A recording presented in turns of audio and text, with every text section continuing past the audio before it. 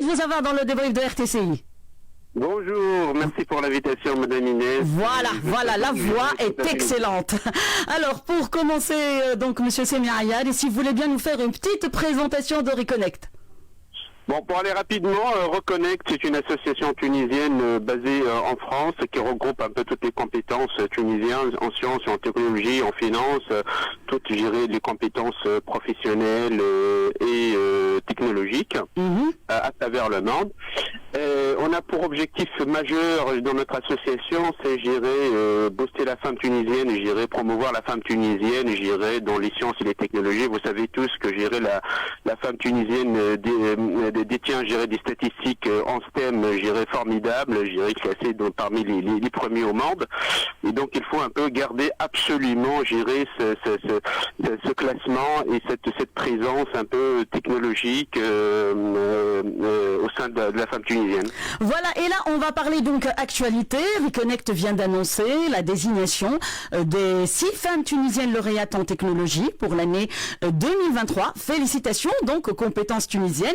Et vous êtes basé sur quels critères cette année, Monsieur Semi Ayari? Rappelons que c'est une consécration annuelle de l'association Reconnect.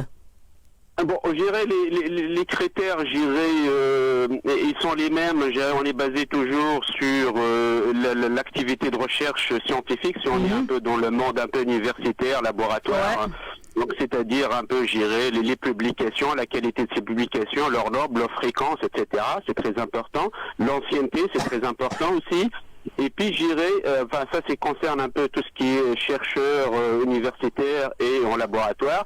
Et aussi j'irai le monde professionnel. Et là on est basé aussi sur la carrière, l'ensemble de la carrière, ça veut dire la réussite, les diplômes, le poste occupé, la fonction occupée, les activités dirigées par ces personnes au sein de leur entreprise, start-up, etc. Donc ça c'est très important, Et donc le but un peu de ces nominations, justement, c'est de décloisonner ce monde universitaire et professionnel et parler avec les femmes tunisiennes, au même niveau, au même pied d'égalité, que ce soit au laboratoire ou que ce soit dans le monde professionnel.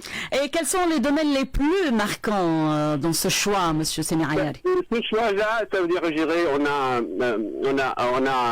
choisi, on a élu, 6 histoires, parce que pour moi, la carrière professionnelle, la réussite, c'est une histoire qu'on raconte. Effectivement. Les domaines, cette année, c'est, pour aller plus vite, la robotique et ses applications, dans le monde un peu médical, les technologies médicales. C'est très important. Et puis, tout ce qui est domaine de télédétection, qui est aussi très important. Que ce soit à l'échelle terrestre ou, carrément planétaire, parce que, on a une compétence, on va raconter son histoire, docteur Feni, derrière, dans le spatial et dans le planétaire. Et donc, ce domaine-là, sans oublier, on veut faire un petit focus aussi très important sur la neurologie et, on va parler un peu, de notre lauréate un peu dans ce domaine plus tard. Voilà. Parlez-nous donc, Monsieur Semi Ayari, des différents cursus de ces lauréates, qui ont pour point commun la distinction et l'excellence. Et là, on va commencer par Madame. On va commencer par Docteur Inès Feni, une jeune docteur, Et d'ailleurs, elle est originaire de la ville de Cheb. Je salue un peu tous nos amis, nos auditeurs de cette ville magnifique, Cheb. Elle est aux USA, Elle est, à la NASA.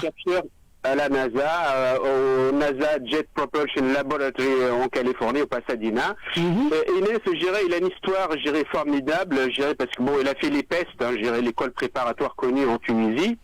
Et puis, il est parti faire une école d'ingé privée, l'école d'ingé Lisier, de Paris, une école un peu affiliée aux chambres de commerce de Paris.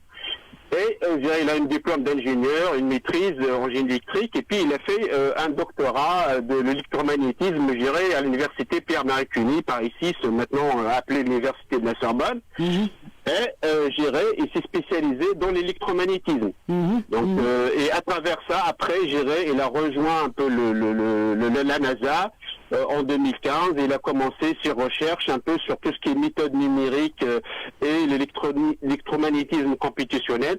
Il faut dire, je dirais que c'est un domaine très complexe, et d'ailleurs, je dirais, dans cette distinction, je dirais, on met l'accent sur les sciences fondamentales en Tunisie. J'appelle un peu, je dirais, le ministre, je dirais, de l'éducation et de l'enseignement supérieur. Je dirais qu'on est en train de régresser, je dirais, dans les sciences fondamentales, les mathématiques et la physique.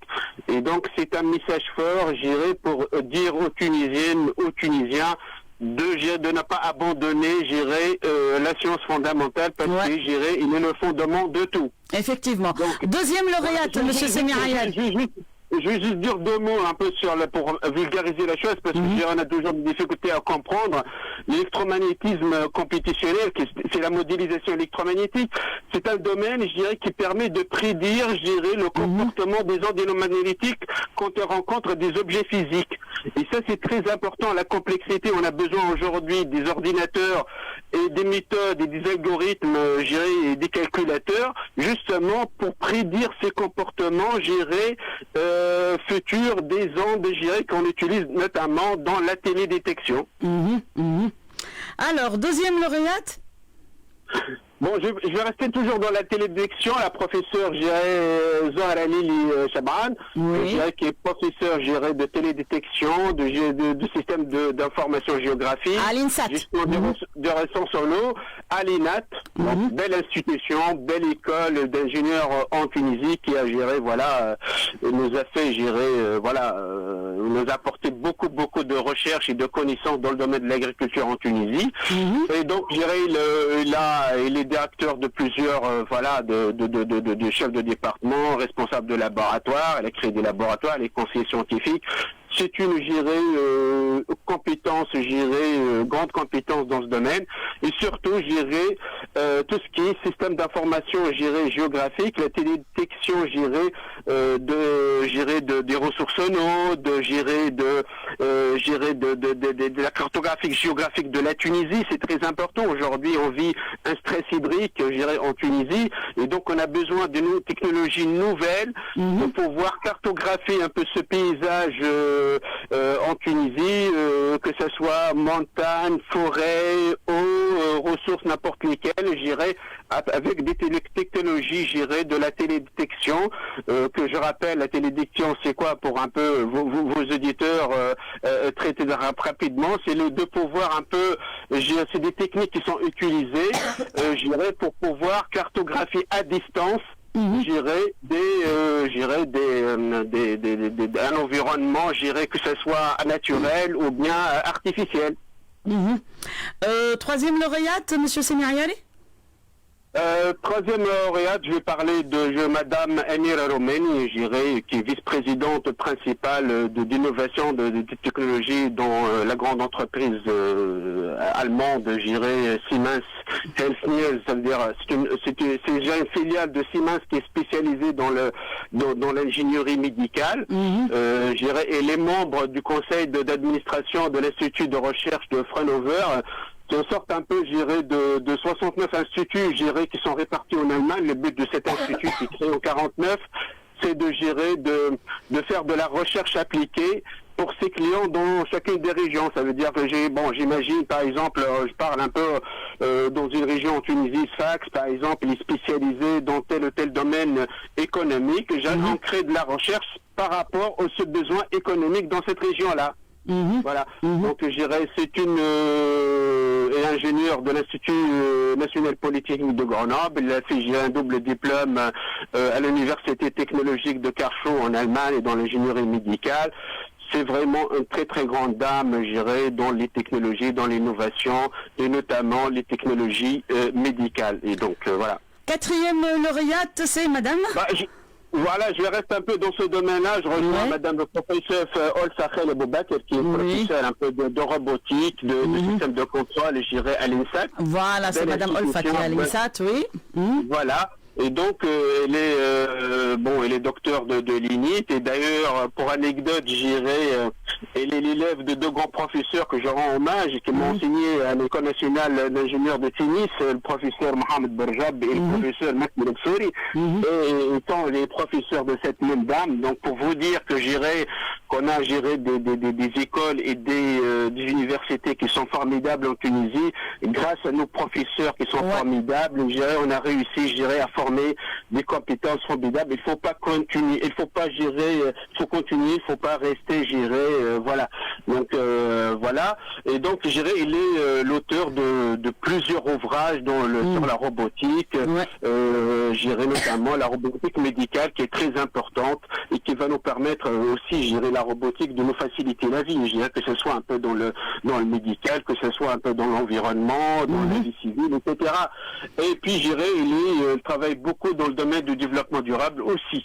Donc c'est une très très grande dame un peu dans ce domaine et je lui rends hommage parce que je veux dire, ces dames qui sont formidables, qui ont préféré rester en Tunisie, je leur rends encore plus hommage parce que en Tunisie on a besoin de personnes qui restent en Tunisie et qui forment les Tunisiens et les Tunisiennes. Voilà. Effectivement. Et puis 5e lauréate, c'est madame. Voilà, donc je dirais particulièrement, mettre l'accent sur la neurologie. Donc, Madame Tunda Ajrou Idriss, qui médecin, elle est diplômée de l'Institut de neurologie de Tunis. Et donc là, je rejoins un peu le fondateur, de cet institut formidable qui est le professeur, je lui rends un grand hommage. Alors, je lui ai rendu hommage, le professeur Monji Ben Hamida. Donc c'est un parmi les bâtisseurs de la Tunisie scientifique, technologique, moderne. Donc Madame Ajrou elle a fait ses débuts dans la faculté de médecine de Tunis, l'Institut de neurologie. Elle est passionnée par la neurologie, par le fonctionnement du cerveau, etc., etc. Et donc, il a préféré poursuivre un peu ses recherches et ses études à l'étranger. Et donc, elle a fait un escale, à Montréal, au Canada. Et puis, elle est passée, faire son résidanat, à l'université Northwestern de Chicago. Et, toujours dans le même domaine. Et après, il a fait son internat. Et puis, il a préféré revenir, dans le domaine vraiment médecine clinique, etc. Et donc, il a eu ses diplômes pour faire ça.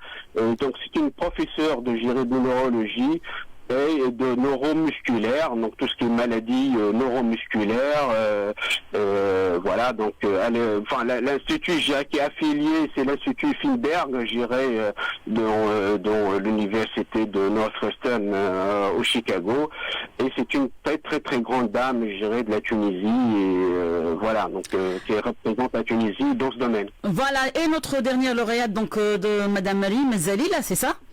Madame Rimzila Wingstern, qui est professeure en computer science, elle est directrice de centre de mobilité.